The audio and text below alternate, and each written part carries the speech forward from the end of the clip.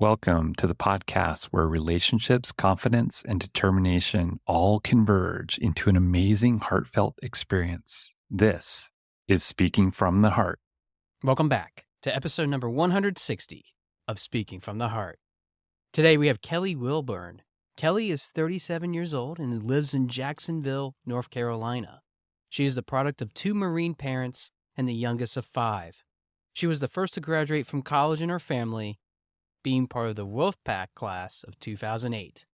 She is also a first-generation law graduate, having graduated from the Thomas M. Cooley Law School in 2012.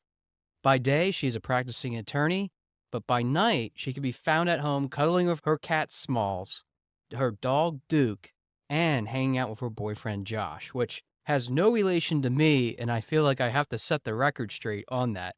It is a different Josh. She enjoys being a member of Toastmasters International, focusing on communication and leadership skills development, and also playing the violin. It's been a while since I've had a Toastmaster on the show, and I thought I was way overdue after I met Kelly at one of my local Toastmaster clubs in Ashburn, Virginia called Winter Circle. But what turned into a fascinating encounter, which happened on the official Toastmasters International Facebook group, turned into an awesome conversation about growing up with two older brothers, living in a chaotic world that really dragged out all kinds of different voices and all kinds of resources for her to assist, but also discovering her own potential created the standards that she now lives by today. I think what you will find with this conversation is a mixture of different positive and negative aspects, but that every time that we go through life, even if we have to do it once, twice, 3 times, even 12 times, which you'll find out how that number relates to the bigger scheme of things, has really created this opportunity that we should not be holding ourselves back. We can fail, but we are not a product of that failure. We have all the opportunity presented to us if we're just willing to create that dynamic in our own lives. And I think you'll find that in Kelly's story today, it is definitely about not only that perspective, but having that tenacity to keep moving forward. But with that, let's go to the episode. All right, we're here with Kelly Wilburn. Kelly, thanks for sharing your heart with us today. Thank you very much for having me. Yeah, absolutely. And I have to say, thanks to the world of Toastmasters, I have another guest on the show that's willing to share their story. And Kelly, I'm really excited about our conversation that we're going to have today, just because of some of the things that we've already personally interacted with outside of even this show for that matter. But I want to dig into something that you mentioned that I've already introduced you about. It's interesting to me when I have people on the show that have been raised in a military family or have served in the military for that matter. But I noticed that your parents were part of the Marine Corps. So I'm wondering if you could talk a little bit about your upbringing, being with two Marine parents. I think that has to be not only fascinating, but maybe strict. Maybe you can dispel that for me. Sure. Yes, my mom and my dad both served proudly in the Marine Corps. I grew up Camp Lejeune, Jacksonville, North Carolina. It was a blend of strict, but also loving, caring, just anything you want to describe for two very structured Marines. They offered the discipline, they offered the nurturing, and that's how I developed into the person that I am today. Although I'm not a military brat, because we actually didn't move around, I can say that it was an interesting experience just growing up in that type of environment with people that did float in and out, and me being able to take in Jacksonville, North Carolina. How was it to be the youngest of 5, though? Did you have more brothers than sisters? Were they all sisters? What was that dynamic, if you can talk about that for us? Yes, I am the youngest, and I grew up with my 2 brothers, Lee and John, because my oldest siblings were of the age where they were too old to grow up with, basically, because my oldest siblings were at least 13 years older than me. So I really only grew up with 2 siblings in the home with me, but yes, they were both boys, and I was the youngest girl. How was that dynamic to be the only girl? Was it difficult? Was it easy? Was it something in between? They like to say I was spoiled. I like to say I earned my keep, if you will. I can understand that. I feel like I earned my keep being the youngest of three, and yet I was the only male child my parents had. So I can understand that. Kelly, I find this interesting that after you grew up, you went to college, then you went to law school, you graduated in 2012. I'm curious, what was the aspect that led you into not only going to law school, but what was it that really pushed you into that direction? The show Law and Order. No, I'm actually very much kidding. Yeah. Was Law and Order. My mom loved the show. But really, it was a matter of I had a major in women's and gender studies at North Carolina State University, and I wanted to make a difference somehow, some way in the legal profession involving women and children. How that was going to happen, ideally, it would have been prosecution. And that's not where I'm at yet in my career. However, that was why I went to law school, is to figure out how to make a difference in the legal field. When you say make a difference, what was some of the things that were running through your mind, or even today running through your mind, that you want to try to help? It just seems to me that the world is chaotic, and I think it always will be, but you just have to know who you are as a person in order to relate to your clients, and everybody deserves representation. Yeah. And, you know, in Pennsylvania, I actually read this more recently within the last several months that we actually are terrible in our state about having defense lawyers being able to defend clients that don't have the ability or the resources to be able to do that. So I'm wondering, do you find that when you have potential clients, and I know we're probably jumping way ahead, but it just kind of stuck in my mind when you brought that up. Is there something in particular that you feel that the criminal justice system can do, whether it's for the prosecution, whether it's for the defense? Although I believe in rule of law and being able to carry out justice when it's appropriate, do you think there's a better way to help not only uphold the traditions that we have in America? We have a law system that I think tries to strive for fair impartiality, accountability, things of that nature. What do you feel about things that need to be changed, if you have any opinion on that? I think overall, and this is just very broad, but overall, resources, whether that be for the state or even for defendants, because for the state, there is a lack of funding for district attorneys, meaning that cases can be dragged out for years at a time because there's not enough DAs to prosecute the cases. So the victims aren't getting their voices heard. And then for defendants, public defenders, there's not enough of them. There's not enough of a pay scale for people that want to volunteer to do that. It's just a lack of resources all around. And it's just hard for the prosecution, hard for the defense. And I wish that there was a way to fix that. Yeah.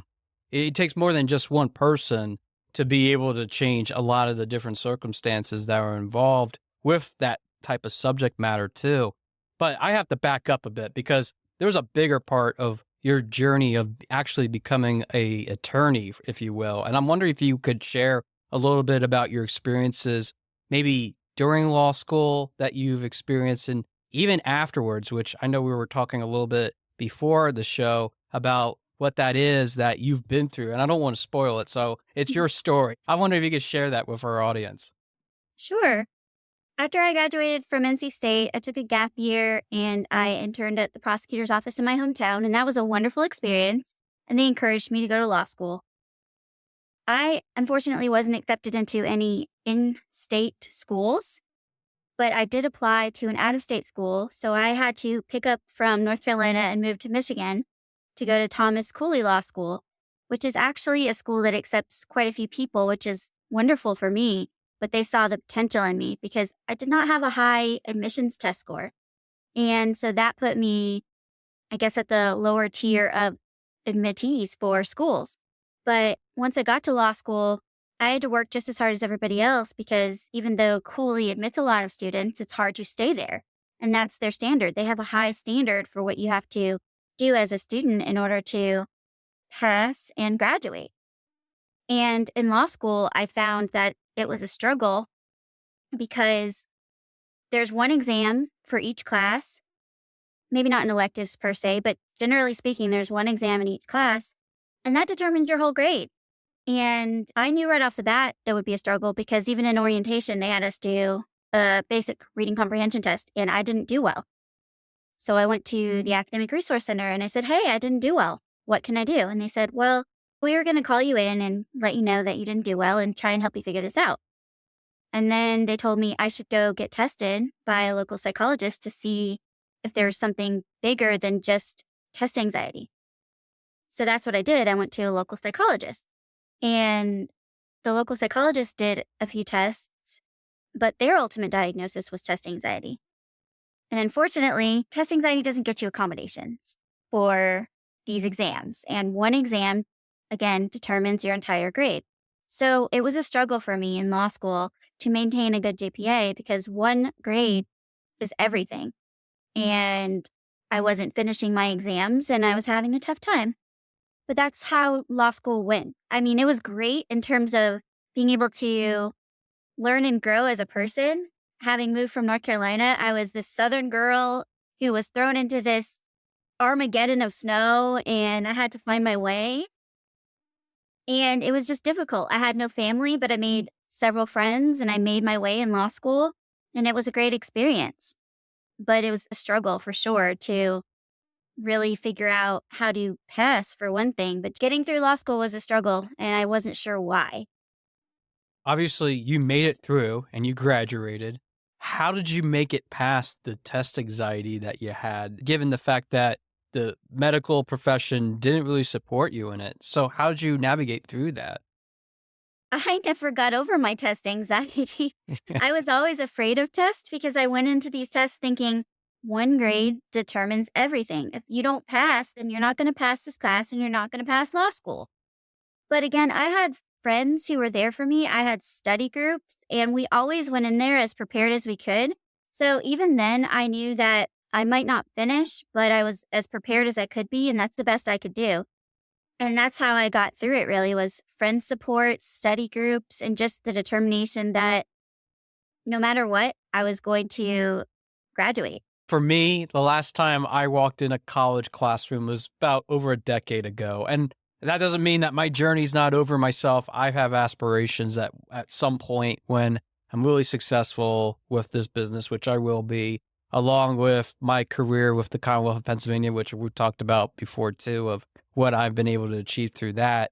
I know that I'm going to go back and get my PhD and achieve even higher things for that matter. My journey is never ending for that matter. But I always look back sometimes and think, wow, that was a struggle back then, but it's not so much a struggle now. Have you been able to overcome things even in the past decade, doing what you've been doing and practicing law that might be helpful to people that are listening to this, maybe are thinking about going to law school or they know somebody that is going to law school? What do you think you've learned after going through that experience and looking back now?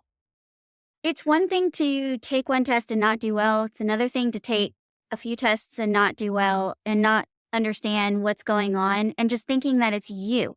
It's nothing you can do. And so you go into each test knowing that it might not turn out the way you'd like, but all you can do is positivity. I had issues with that a lot. I had a lot of self-doubt, and I just kept thinking, I'm not as good as everybody else because everybody else is doing that much better than me. I couldn't figure out why I was struggling so much and everybody else seemed to be doing that much better than me, no matter how hard I was trying. But I also had that element of negativity where the positive wouldn't outweigh the negative. So I had to learn over the years that the more negative I am, the less positive results I'm going to get. And I feel like that's advice I could give incoming students who may not do well on their first couple of exams in law school or any profession for that matter. Because if you go into it thinking you might not do well, or if you didn't do well and that's who you define yourself as, it's going to continue that pattern. Yeah. I think we could be self-defeating in that in so many different ways. So I have to ask this question now because I'm kind of curious myself. If you were trying really hard, you made it through school, obviously there's a test that you have to take, which is the certification to become a practicing attorney in the state. How well did you do with that then? So when I graduated in 2012, it was always my intent to pass the bar exam in July and practice law in North Carolina. Well, the very first time I took it in July of 2012, I had spent 2 months prepping because usually what happens is after you graduate, you start prepping for this exam. So you spend 8 hours a day studying, 7 days a week, 6 days a week, what have you, with a prep course in order to do well on this exam in July. So that's what I did. I had done everything right. And then the day of the test, which it was at the North Carolina Fairgrounds at the time, a huge storm rolled in and the power went out. So that was one thing. And then there's also a mouse running around. So that was another thing. There were quite a few distractions.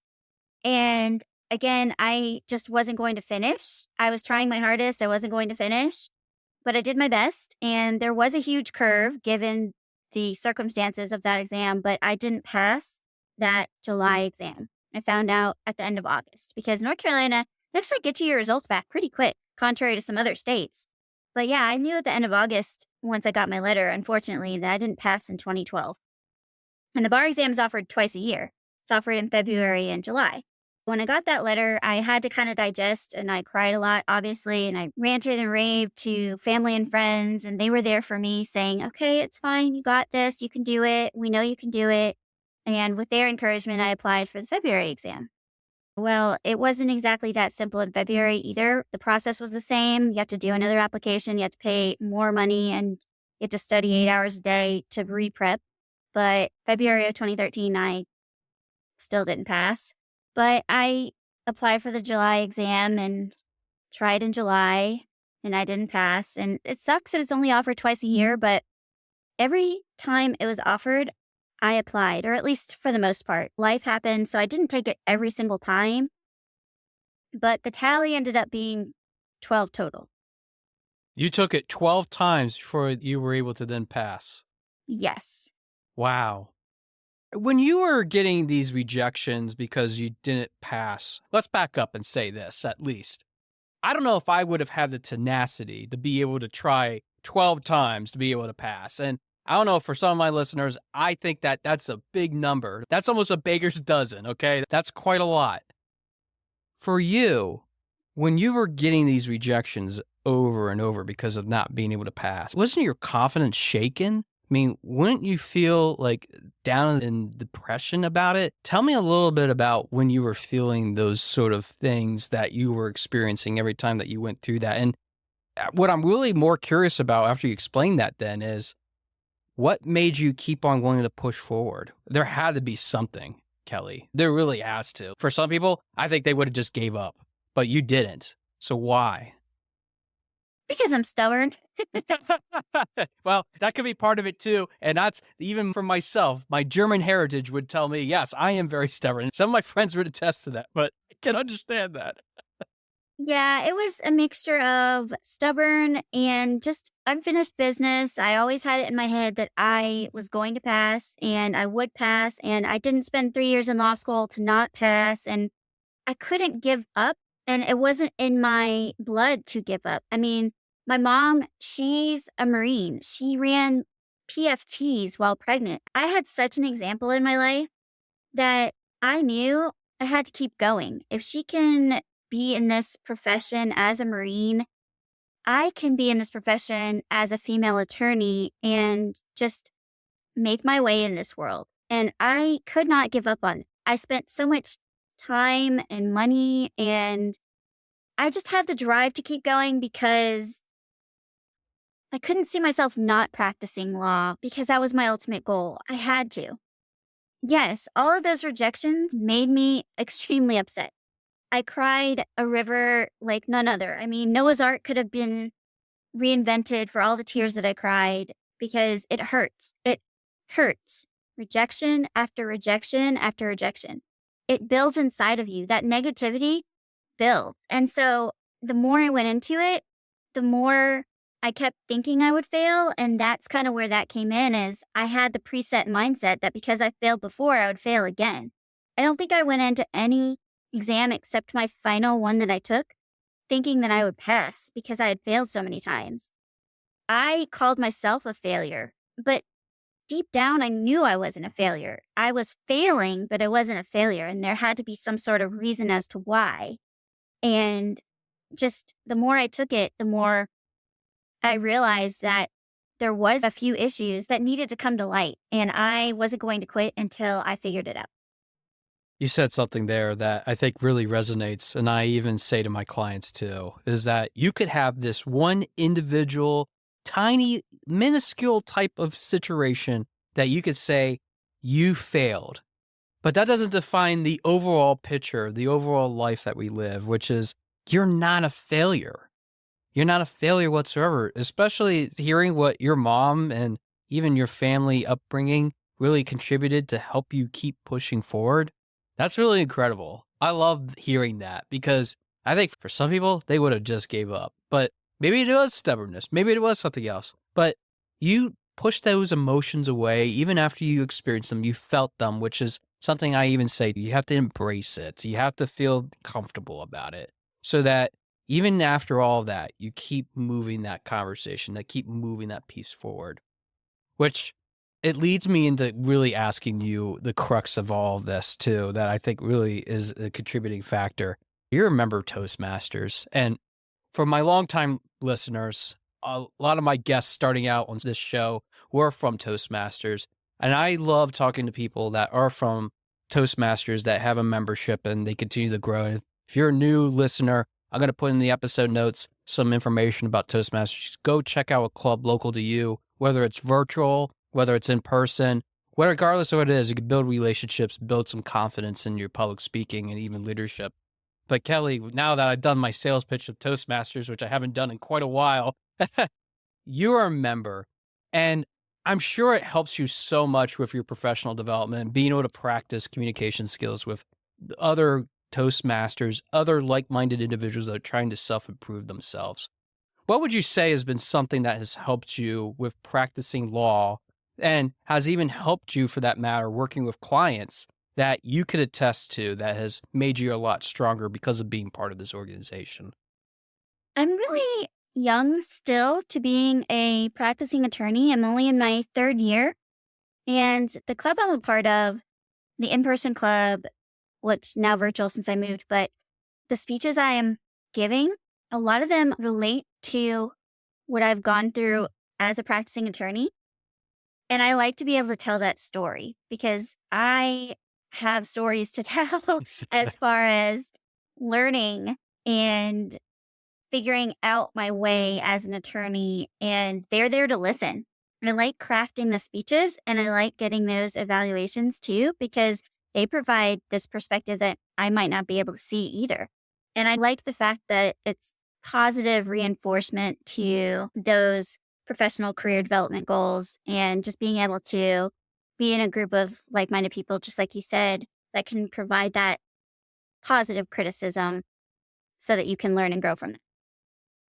Has there been someone in your club or maybe even outside the club that you've been able to form a connection with that has helped you to continue growing in that journey? Maybe they've served as a mentor for you. If so, feel free to shout them out if you like, and even give a reason as to why they have helped you.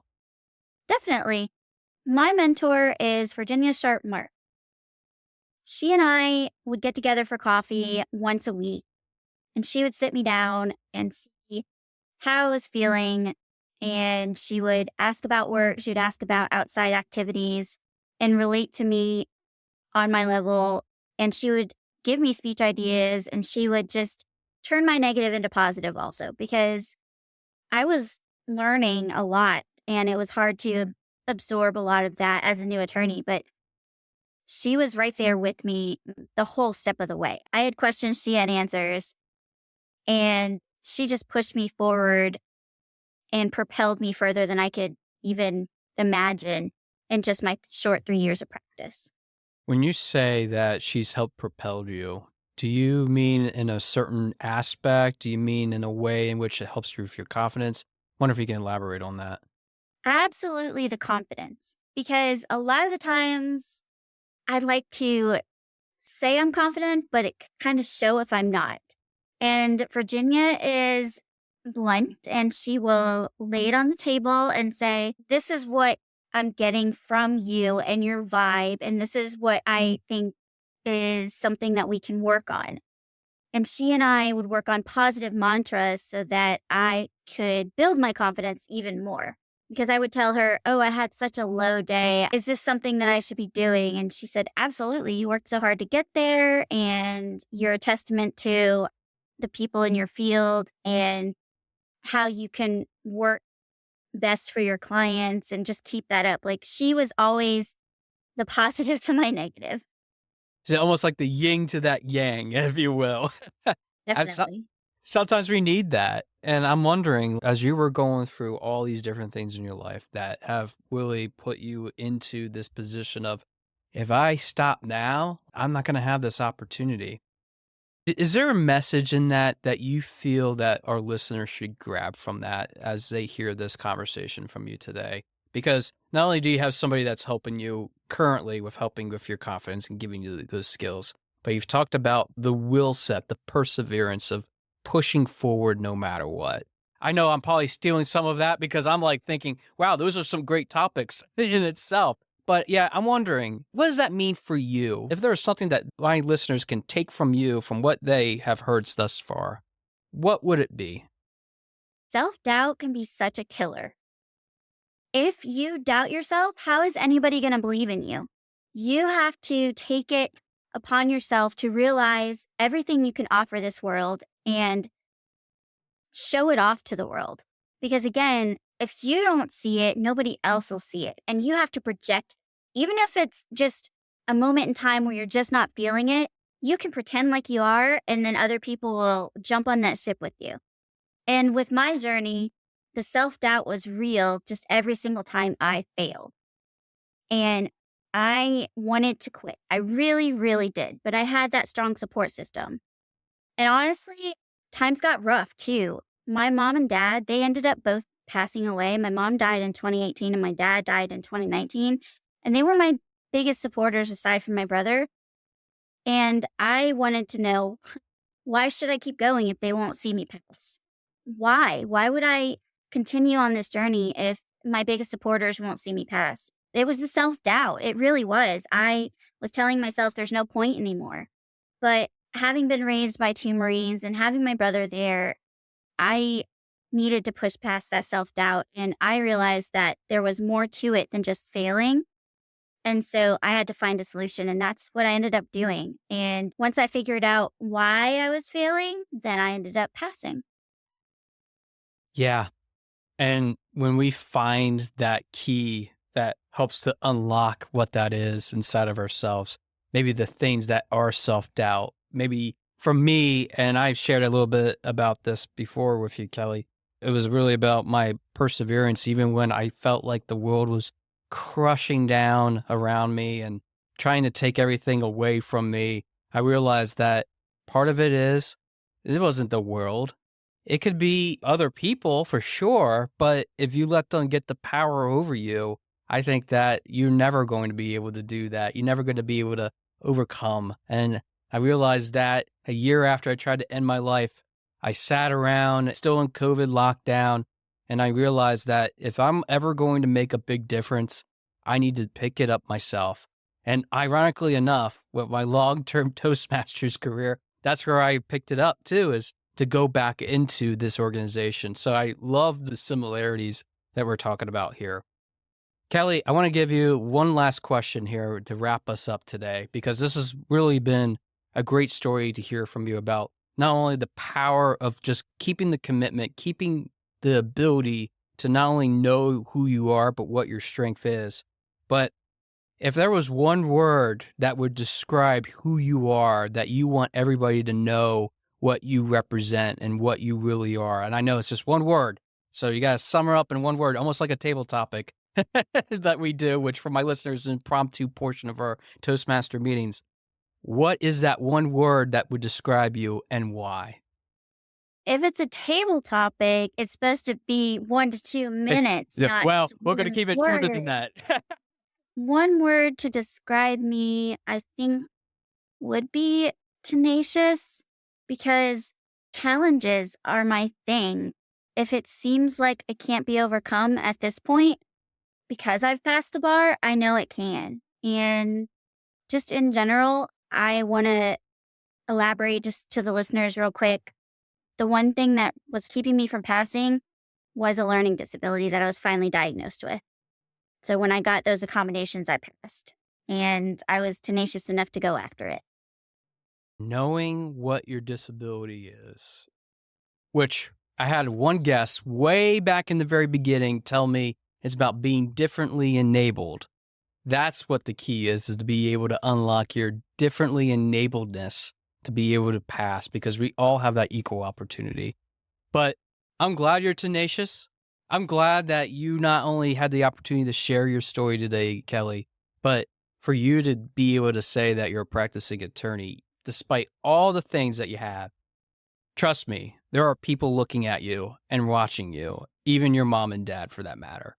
And for all those reasons, Kelly, thanks so much for being on Speaking from the Heart today. Thanks for sharing this conversation with me and my listeners. It was really a joy and an honor to talk to you today. As it was for me too. Thank you. I want to thank Kelly again so much for being part of the show, also sharing her story, giving me something a little bit different to talk about today for sure, because I know that for my listeners here, we've heard a lot of different coaches. We have a lot of different types of opportunities to be able to explore different concepts. It's refreshing sometimes just to hear a little bit of a story, just like Kelly's. But I think that we learned a lot, even from this, from a perspective that me, as the coach this time, turning it over, might want to be able to share a couple of things with you. So let's go through it. Because I think that we have to learn not only how we build structure in life, but how we can develop those opportunities around that structure to be able to help us get to where we need to be. I mean, imagine this, that you are the first person in your family to graduate from different types of schools to be able to then set the tone, the direction for all the opportunities that happen thereafter. Sure, other people might have already stepped through it and already had achieved much success. But to know that Kelly's story really resonates with this, even in this world that we live in, I think it's really beautiful to be able to have somebody that grew up with all these different opportunities, all these different options, and she was able to take advantage of it. Kudos to you, Kelly, for being able to do that. But even then, you have to have those opportunities. You have to have all those different options available to you. And sometimes living in this world that's chaotic, especially if you're a military brat, can also have all kinds of different ways in which you're being manipulated. You might be told to do this. You might be told to do that. Hearing ourselves even speak out loud as to the opportunities that we can have, to be able to hear our voices, to find the resources and assistance, can be also very temperamental. It can put us into this staggering pattern of always trying to strive to be better, to be figuring out what is it that we need to be doing in order for that opportunity of a lifetime to occur. Really, it begs the question, who really saw the potential in you? And I think that we heard a lot of that in Kelly's story, that it's about finding within ourselves what that opportunity is, but allowing others to see that we should be given a chance. We should be not living towards a standard that only dictates by a certain grade whether we stay in or stay out of it. I think that we've even learning and evolving as a society that sometimes grades, whether we're getting a letter A, B, C, even D, don't always dictate that we're doing the things that we should be doing in a correct manner. Of course, we should be assessing whether somebody is capable, but do we need to use the grading system? Does it mean that we have to be determined by one set, one standard in which we're able to have that ultimate achievement? Because if that was the case, I probably wouldn't be here today. I wouldn't be able to share a lot of my story. And even then, would I want to be dictated by a certain review of just one person? Couldn't it be that maybe I just wasn't a good fit for that person and that there are other opportunities out there to engage, to feel like we're connected? But I think that we learn the lesson of life by just approaching it in a way that even with a grade that's given to us, It's about how we respond to it, how we actually move forward that makes all the difference. And I think that the positive aspect of this is being able to know what the difference is if we're just willing to see that even if we are able to approach things in a very different way, in a way that we normally don't approach things, we don't necessarily have to approach them in a negative way. You might not succeed once. You might not succeed twice, 3 times. But 12 times to be able to do something, that takes guts. That takes persistence. And those are the examples that show you that the human condition, the way in which we are able to give direction and clarity, and the things that we oftentimes are set back on, really move us forward. So what really holds you back then is really the antithesis question. And it's a question that we've asked repeatedly with other coaches, with other people that we've had, business owners for that matter. I go back to several of my guests in which I talk about why it was so important for them to overcome that stigma, that thing that was really holding us back from really seeing the true version of ourselves. And that's really why I dig into it on this show. It's why it's so important, because each of our stories are different every single time that we go through it. Even though that we have people that come from all different walks of life, we have to be respectful of the fact that even if we fail, we are not a failure. It doesn't mean that we get held back by that emotion, by that persecution that we're giving ourselves. I think Kelly's story today really exemplifies how we can lift that layer of our life from where it is now up to the next level. Like-minded people, though, the people that we surround ourselves with, being able to find those opportunities to develop ourselves means that we have to create that inner circle. And it's something that I've even have mentioned to some of my clients recently, which I'll be even talking about more on some future monologue episodes, about the ways in which we can create those opportunities just by looking at ourselves. What is it that we have in terms of our sphere of influence and our inner circle? So I'm excited to talk about those things with you, but I don't want to spill the beans now. But I will spill the beans on this. If you take everything that you have and you show it off, it means that you are essentially helping yourself to see what kind of confidence that you have, the ability to be able to overcome. And it all means that we have to have this process, whether it's through cognitive means, whether it's through talk therapy, whether it's through some other activity that we engage in. If we're able to say that we have this ability to do something, that means that we're really digging ourselves into our ground and saying that we are experts beyond any kind of expert that we've seen ourselves be before. And I think that's where the beauty of true growth becomes. That's where the true beauty of growth begins.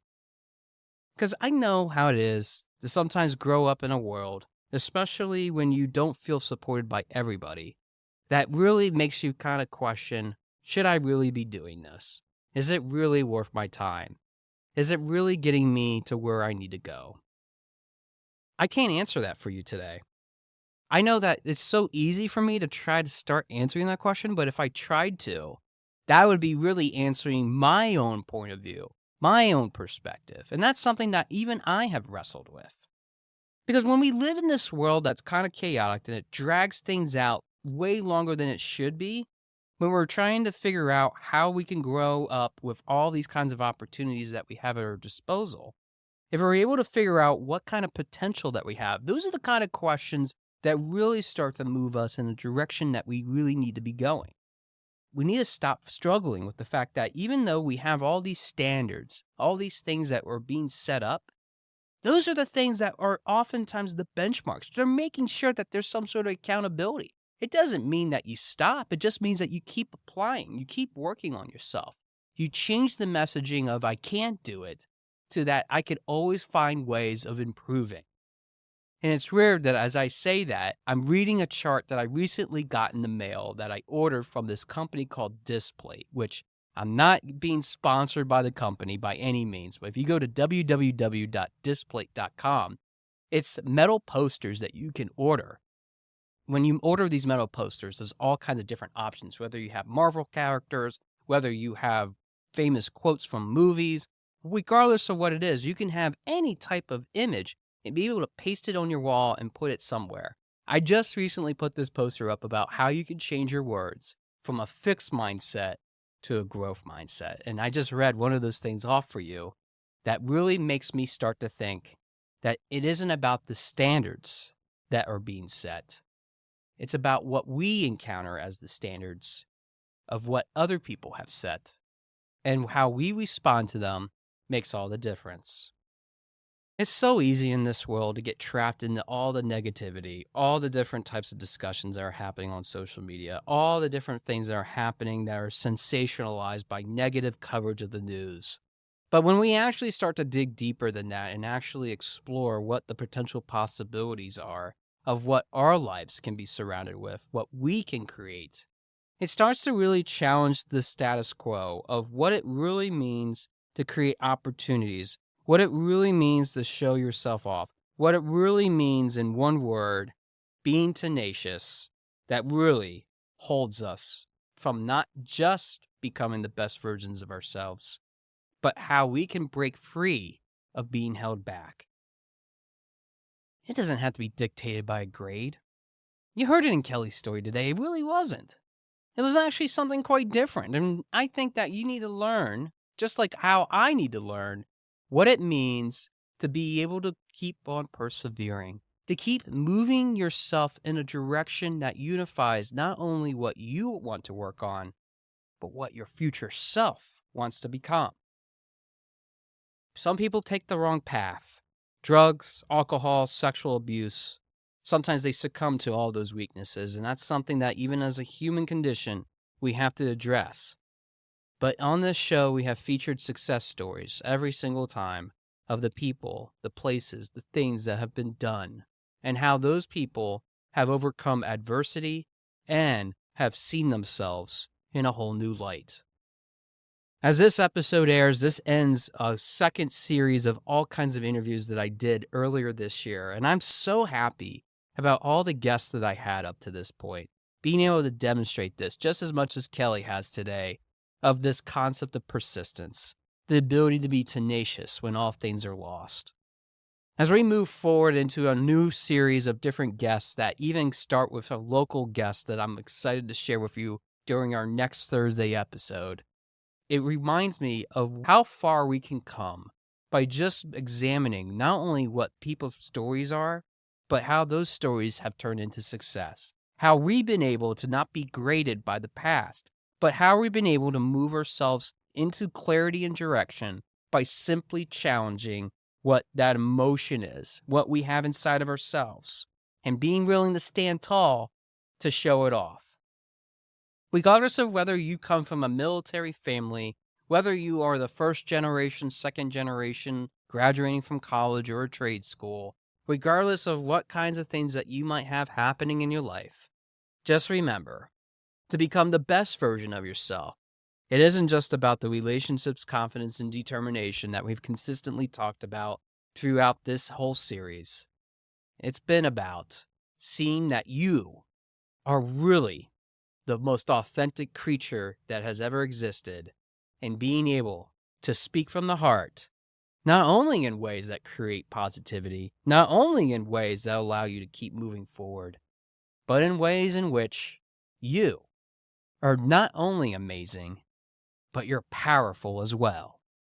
And by that power, you have all the opportunities to develop yourself in some amazing ways that I'm excited to keep on exploring with you on Speaking from the Heart.